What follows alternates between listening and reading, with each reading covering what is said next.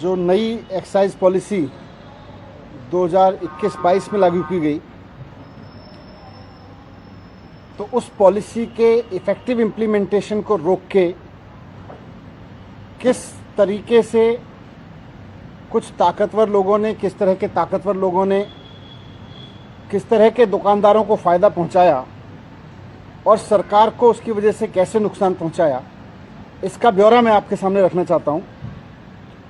ये ब्यौरा मैंने सीबीआई को भेजा है और उनसे रिक्वेस्ट किया है कि इसकी जांच करें कि किस तरह से सरकार को नुकसान पहुंचाया गया और कुछ दुकानदारों को फ़ायदा पहुंचाया गया सरकार द्वारा पास पॉलिसी में फेरबदल करके, इनडायरेक्ट तरीके से फेरबदल करके।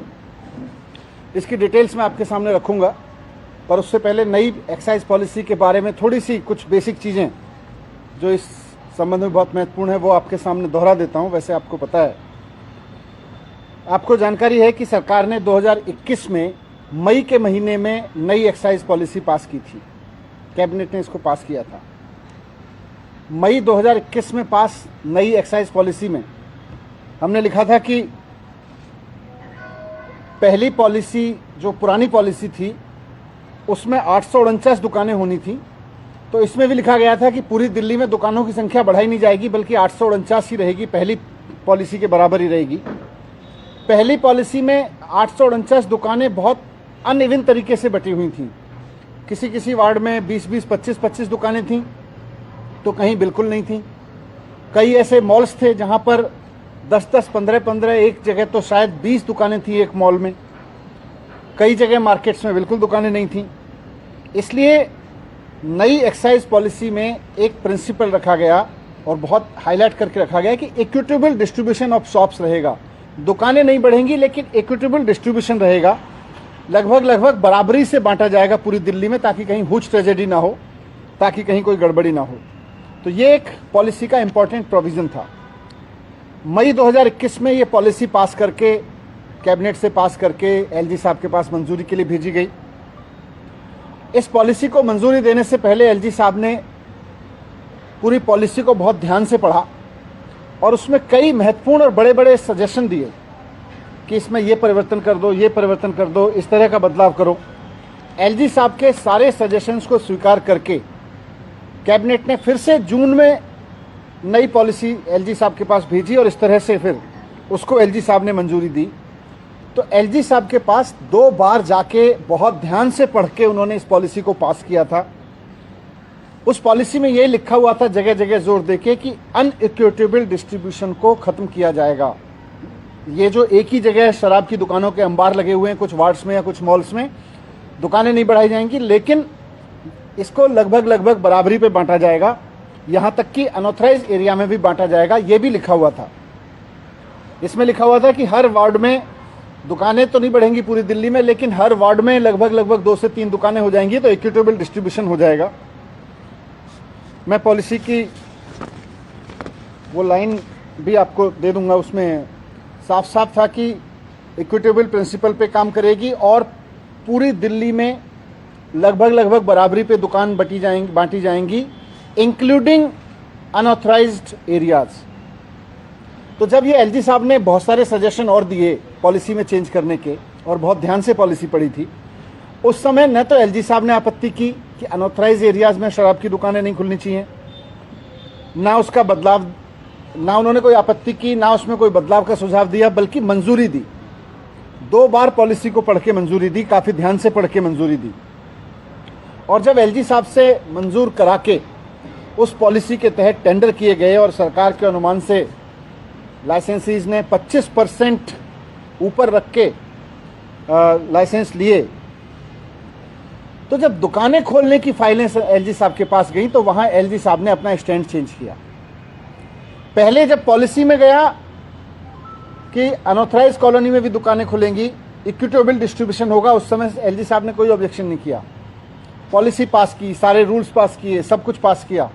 लेकिन जब दुकानें खुलने की फाइल एलजी साहब के पास पहुंची तो वहां पर एलजी ऑफिस में कुछ बदलाव हुआ। एलजी ऑफिस ने अपना निर्णय बदला। यहीं पे इसकी सारी जड़ है कि किस तरह से नुकसान हुआ। आपको जानकारी के लिए बता दूं कि ये दुकानें खुलने के प्रस्ताव नवंबर के महीने में एलजी साहब के पास पहुंचे, क्योंकि 17 नवंबर से दुकानें खुलनी थीं। नवंबर के पहले हफ्ते में एलजी साहब के पास प्रस्ताव भेजे गए। 17 नवंबर से दुकानें खुलनी थीं, इंक्लूडिंग अनऑथराइज एरियाज। तो एलजी साहब ने उस समय 15 नवंबर को, यानी ठीक 2 दिन पहले, एक नई शर्त लगा दी कि अनऑथराइज एरिया में दुकानें खोलने के लिए डीडीए और एमसीडी की मंजूरी लेनी चाहिए। पहले जब पॉलिसी पढ़ी थी तब नहीं लगाई, उनके सुझावों पे पॉलिसी दोबारा पास होके गई तब नहीं लगाई, बल्कि ये भी आपकी जानकारी में होना चाहिए और बहुत ज़रूरी है जानना कि अनऑथराइज एरिया में एक्साइज पॉलिसी के तहत दुकानें खुलती रही हैं। दिल्ली में हमेशा दुकानें खुलती रही हैं, हर साल खुलती रही हैं और एलजी साहब की मंजूरी से खुलती रही हैं।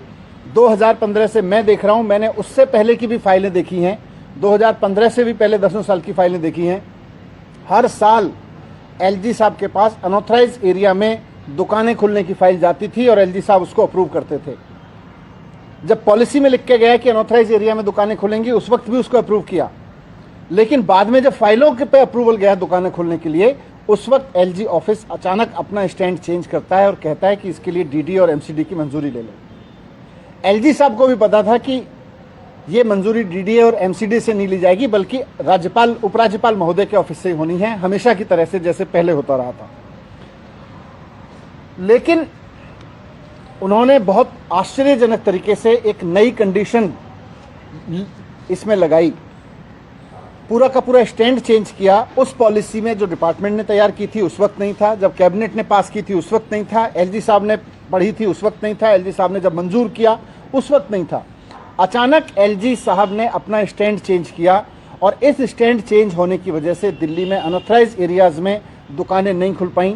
पुरानी पॉलिसी के तहत जहां पे दुकानें खुल रही थी वहां भी नहीं खुल पाईं और उसका नुकसान ये हुआ कि जो नए लाइसेंसीज थे वो कोर्ट में गए और कोर्ट ने ऑर्डर किए कि इनसे जो अनऑथराइज वार्ड्स हैं उनका लाइसेंस फीस न ली जाए, उनको रिबेट दी जाए, उसमें उनको रिलैक्स किया जाए लाइसेंस फीस प्रोरेटा बेस पे, और इसकी वजह से सरकार को हज़ारों करोड़ रुपए का नुकसान हुआ।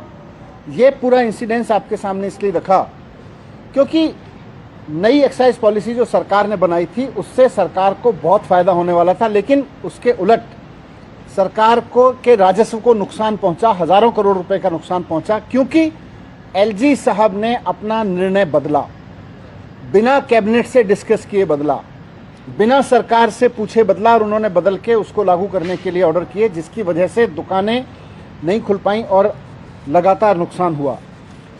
अब इसमें सबसे इम्पॉर्टेंट चीज़ ये है समझने वाली कि जब एलजी साहब ने ये बिना कैबिनेट से डिस्कस किए, बिना सरकार से डिस्कस किए अपना निर्णय बदला और पहले से मंजूर, अपने से ही मंजूर पॉलिसी को अपने ही लेवल पे बदलने की कोशिश की, और जब दुकानें नहीं खुल पाईं तो कुछ लोगों की तो दुकानें नहीं खुल पाईं लेकिन कुछ की खुल गईं, और जिन लोगों की खुली, क्योंकि दिल्ली में तो पहले ऐसे शराब बिक रही थी, जिन लोगों की दुकानें खुली उनको करोड़ों रुपए का फायदा हुआ, हज़ारों करोड़ रुपए का फायदा हुआ। जिन लोगों को अनऑथराइज एरिया में दुकानें खोलने का लाइसेंस मिला था उनकी नहीं खुली, और जिनको अनऑथराइज एरिया में मिला था उनकी दुकानें खुल गईं। इससे जानबूझ के उनको फ़ायदा पहुंचाया गया ताकि कुछ वेंडर्स को फ़ायदा पहुंचे और कुछ को नुकसान पहुंचे। मैंने आपके सामने इसलिए रखा, मैं इसीलिए इस मामले को पूरे को सीबीआई के सामने भेज रहा हूं कि इस मामले की जांच होना बहुत ज़रूरी है कि कैबिनेट से, सरकार से पास प्रस्ताव जो एलजी साहब ने पहले मंजूर कर दिया था उसको स्टैंड पे उन्होंने चेंज क्यों किया।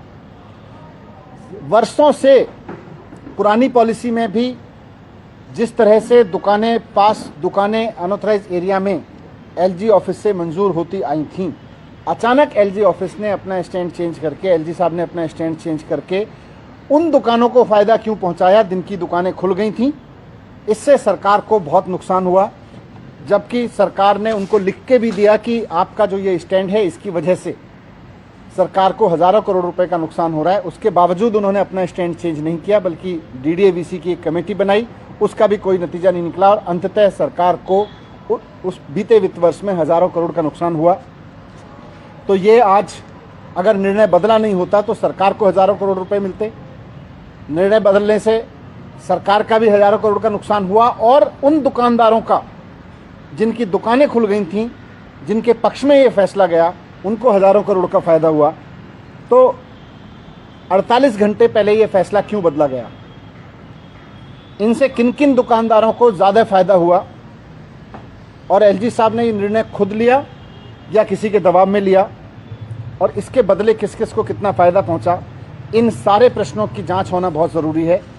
मैंने सीबीआई को लिखा है और मुझे पूरी उम्मीद है कि सीबीआई इस पर निष्पक्षता से जांच करेगी।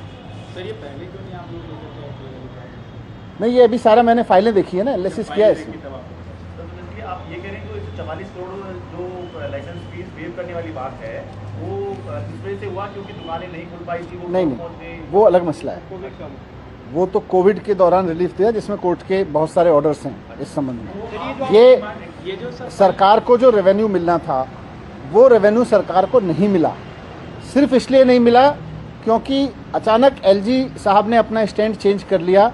वर्षों से चला आ रहा स्टैंड अचानक चेंज कर लिया। नई पॉलिसी में अप्रूव जिस स्टैंड को किया उन्होंने वो स्टैंड चेंज कर लिया और अचानक दुकान खुलने से 2 दिन पहले स्टैंड चेंज कर लिया। कारण बताया कि क्यों नहीं, और ये एमसीडी और डीडीए वाला मैटर क्यों लेकर के आए, इसको बताया नहीं? यही तो जांच होने का विषय है कि अचानक ऐसी शर्त लगा देना जो पहले पॉलिसी में नहीं थी। उससे पुरानी पॉलिसी में भी जब अनऑथराइज एरिया में दुकानें खुलती थी वहां भी नहीं थी, फिर ये अचानक एक 2 दिन पहले नई शर्त किसके दबाव में आई? तो ये जो पुराने वाले ऐसी कि कितनी दुकानें नहीं खुल पाई जिससे आइडिया लगेगा? मेरे ख्याल से करीब 300 साढ़े 300 दुकानें नहीं खुल पाई। नहीं सर, यानी कि जो भ्रष्टाचार के बीजेपी आरोप लगा रही है असली भ्रष्टाचार वहां हुआ जहां ये निर्णय चेंज हुआ। किसके दबाव में हुआ, इसमें भारतीय जनता पार्टी के किस नेता की क्या भूमिका थी, इसमें किन लोगों की भूमिका थी, जिन लोगों को फायदा पहुंच रहा था उनकी क्या भूमिका थी, इसकी सबकी जांच होनी चाहिए। अनिल बैजल से पूछताछ होनी चाहिए आपका? मेरा ये कहना है कि जो लोग भी वहाँ डिसीजन ले रहे थे सबसे पूछताछ होनी चाहिए।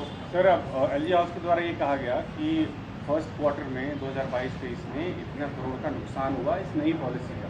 आप लोग अभी तक ये कहते हैं कि इससे फायदा होगा, आप ये कह रहे हैं कि वो नुकसान जो हुआ था वो सिर्फ इस एलजी के इस फैसले की वजह से हो रहा है। अगर एलजी ऑफिस ने अपना निर्णय नहीं बदला होता तो सरकार को कई गुना फायदा हो रहा था। हालांकि पिछले वर्षों के मुकाबले फिर भी इस एक्साइज पॉलिसी में फायदा हुआ, लेकिन नुकसान तो सरकार को हुआ। कंपैरेटिव आप देखेंगे पिछले वर्ष के मुकाबले तो इस पॉलिसी में फायदा हुआ, लेकिन उसके बावजूद अनऑथराइज एरिया में एलजी ऑफिस का निर्णय 2 दिन पहले बदलता है। उसकी वजह से कुछ दुकानें नहीं खुल पाती और जो दुकानें खुल पाती हैं उनको उसका प्रत्यक्ष फायदा मिल रहा है। तो किसको फायदा पहुंचाएगा ये साफ है। तो अभी कह रहे हैं कि इलेक्टेड गवर्नमेंट से डिस्कस करना चाहिए या कैबिनेट से अप्रूव होना चाहिए ये जो स्टैंड बदला है?